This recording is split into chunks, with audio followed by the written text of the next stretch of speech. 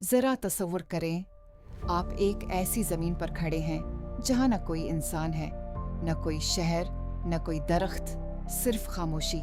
मगर क्या वाकई ज़मीन खाली थी, या हज़रत आदम की आमद से पहले यहाँ ऐसी मखलूक आबाद थी जो फसाद करती, खून बहाती और अल्लाह के हुक्म से दुनिया से हटा दी गई? आज हम कुरान और सहीह इस्लामी रवायात की रोशनी में इस प्रासरार हकीकत को जानेंगे, और आखिर में आपको मालूम होगा कि वो मखलूक आज कहाँ है। ये सवाल सदियों से लोगों के जहन में आता रहा है कि जब हज़रत आदम पैदा नहीं हुए थे तो ज़मीन पर कौन आबाद था? क्या वाकई यहाँ जन्नात अजीब मखलूक़ात या बदरूहें थीं? इस्लाम इस बारे में क्या कहता है? जब कुछ भी नहीं था तब क्या था? कुरान के मुताबिक सबसे पहले सिर्फ अल्लाह ताली थे। रसूल अल्लाह सल्लल्लाहु अलैहि वसल्लम ने फरमाया, अल्लाह था और इसके सिवा कोई चीज़ न थी। फिर अल्लाह ताली ने अर्श, पानी, आसमानों और ज़मीन को पैदा फरमाया। क्या हज़रत आदम अलैहिस्सलाम से पहले ज़मीन आबाद थी?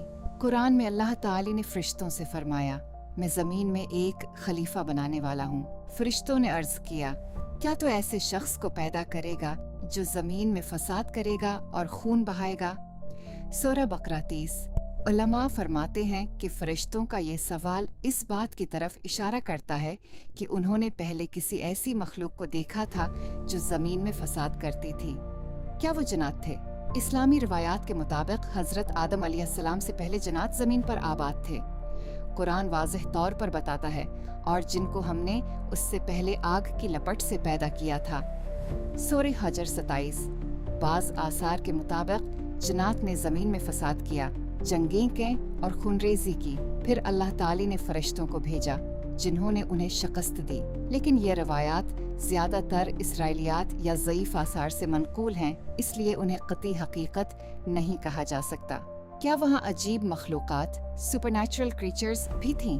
कुरान व सहीह अहादीस में जन्नात के अलावा किसी और प्रासरार ज़मीनी मखलूक जैसे दीव, अफरीत नुमा नस्लें या दीगर ख़याली मखलूक़ात का वाज़ेह ज़िक्र नहीं मिलता।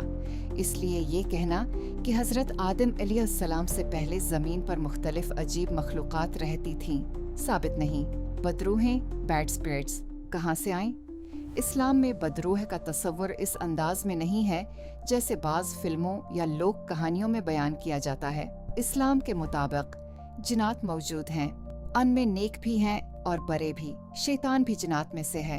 इंसान की वफ़ात के बाद इसकी रूह दुनिया में आज़ादाना नहीं घूमती बल्कि बरज़ख में होती है। लिहाजा हर पुरासरार चीज़ को बदरूह कहना इस्लामी तालीमात के मुताबिक दरस्त नहीं। फिर जब हज़रत आदम अलैहिस्सलाम आए तो वो जन्नात कहाँ गए? इस्लामी अक़ीदे के मुताबिक जन्नात ख़त्म नहीं हुए, वो आज भी मौजूद हैं, लेकिन हमारी नज़रों से पोशीदा हैं।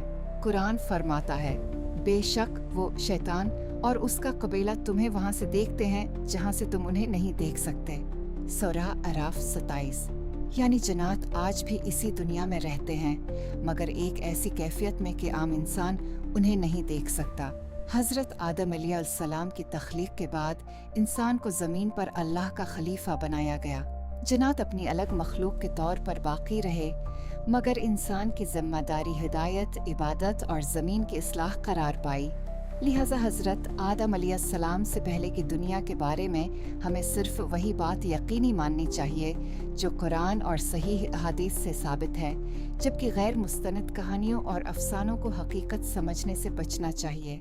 अगर आप कुरान व हदीस की रोशनी में ऐसे ही प्रासरार मगर मुस्तनद इस्लामी हक़ाइक़ जानना चाहते हैं तो चैनल को सब्सक्राइब करें, वीडियो को लाइक करें और कमेंट्स में बताएं कि अगली वीडियो किस मौजू पर देखना चाहते हैं। अस्सलाम वालेकुम व रहमतुल्लाहि व बरकातहू।